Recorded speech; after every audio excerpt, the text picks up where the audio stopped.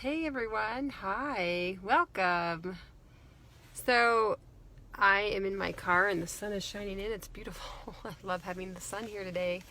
I want to talk today about motherhood guilt. Motherhood guilt.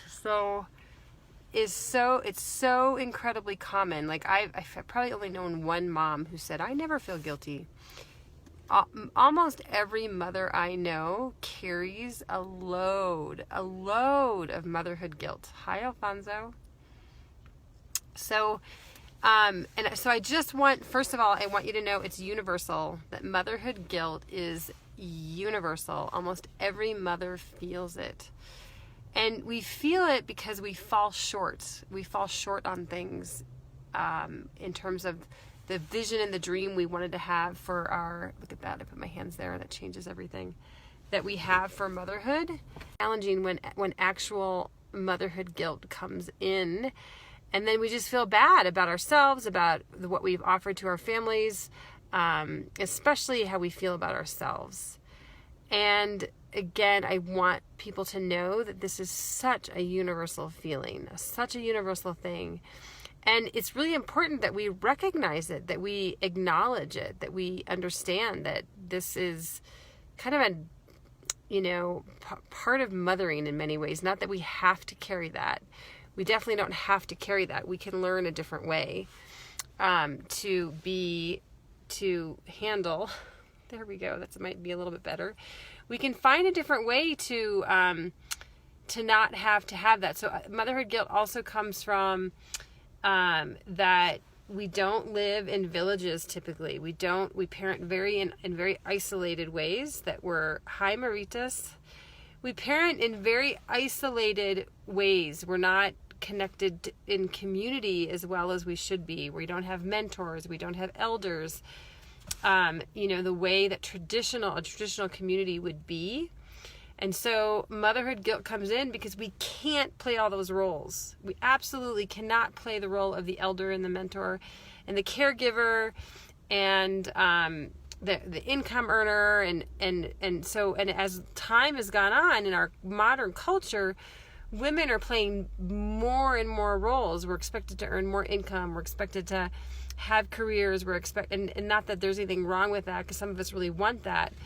But we're also expected to be the mother all the time. We're expected to keep the house clean and take care of everything. And we really do take on these massive roles, and we can't do it. It's not sustainable. And so when we can't do that perfectly, we beat up ourselves. We beat up ourselves for not doing it well, which doesn't make any kind of sense. And we're not oftentimes aware of it. And so I just want you to know that culturally and structurally, we are in this scenario of having motherhood guilt when it's really not about us. It's just really about the culture and the structure of a society isn't really structured to raise families and to raise kids and to support the caregivers of raising children. And so from that standpoint, it's not our fault when things don't go well. It's not our fault when things go wrong. It's just not. It's not our fault that we can't carry all that. It's not our fault that we can't do all of that. And so it's just critical to understand all those pieces.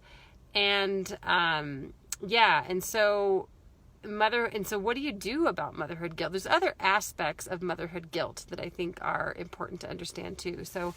But I don't think I'm going to get into all of them here today, but I just wanted to share that, from the point of structure too, like I think I've talked about this before, where, we think we're supposed to be taking care of the kids or playing with the kids, but the dishes also need to be washed. So if we're washing dishes, we feel guilty about not playing with the kids, and therefore with the kids, we feel guilty about not washing the dishes.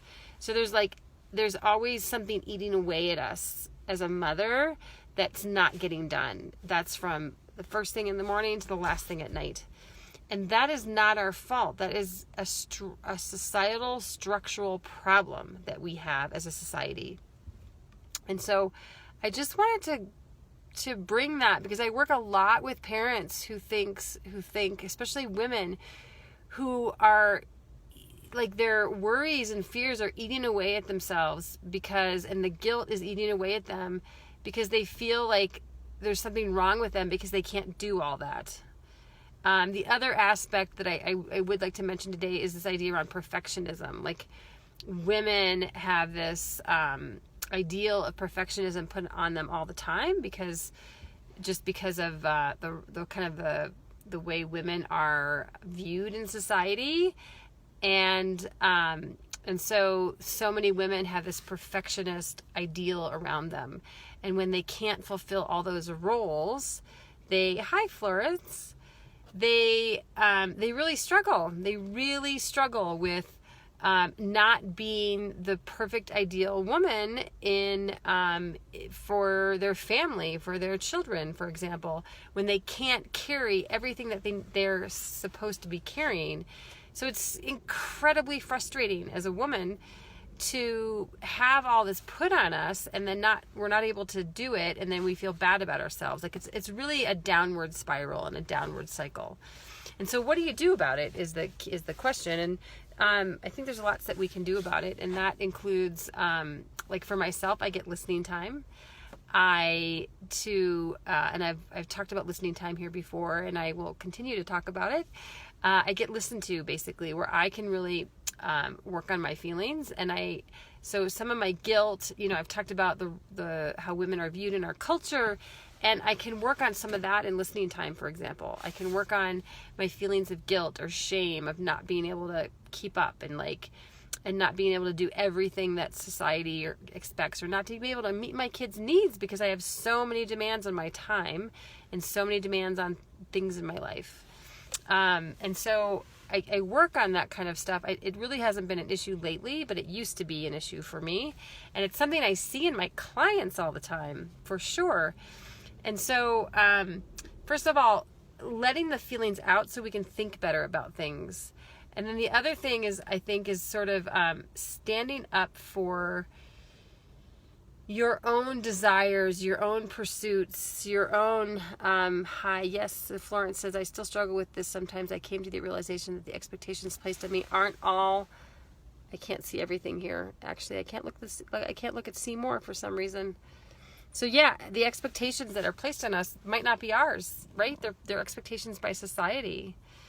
So we can stand up to, hey, like, I can't do all of this. I need some help and support. I need people to step in. I need to, all the expectations aren't yours, Florence, exactly.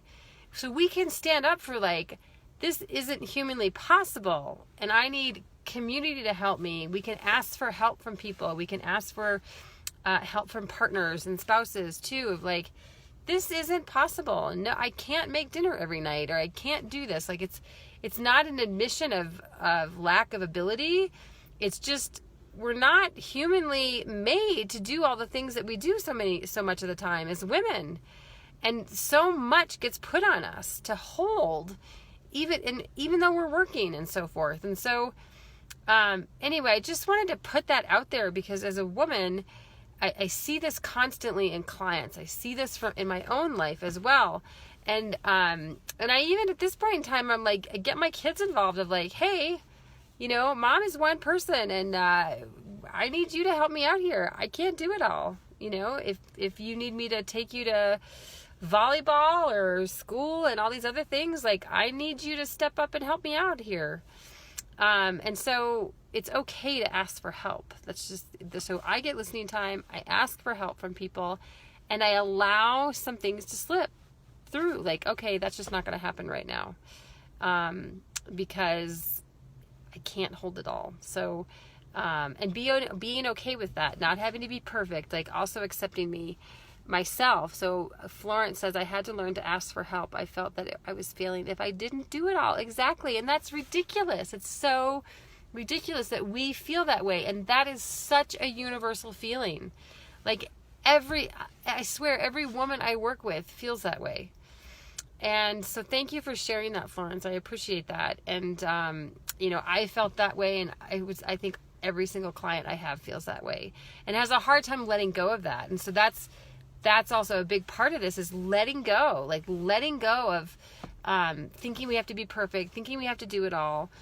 And we can also structure our lives to, that's a whole another conversation, but we can structure our lives to actually have more in our life as well. So I just wanted to share that because we get stuck in these ruts as women that we have such a hard time getting out of. And we just keep going and we keep going and we keep going because women are so strong and women are so amazing, and we keep going and we don't stop. And we don't stop to think like, hey, no, this needs to change. And I've been doing that in my life a lot lately in the last 6 months or so, where I'm just like, no, this needs to change. This needs to be structured a different way in order for my family to thrive. And I'm doing better. My family is thriving more. People are stepping up, and it's huge. It's just a huge, huge step. And so I wanted to share that because I believe that women should have more like fulfillment in their lives. We should, and not just be on this hamster wheel of trying to figure out how to get everything done every single day. Like, that's just not a way to live a healthy, happy, fulfilled life. And we get to have a more fulfilled life. So, so that's what I wanted to share. I love your comments, and please let me know, like, what do you feel guilty about as a parent? Like, where does your guilt show up as a mother? I would love to hear that because I think it's an important concept, important thing to think about as a mother too. So thank you everyone for being here, and I so appreciate you, and I hope you have a beautiful, amazing day. Bye.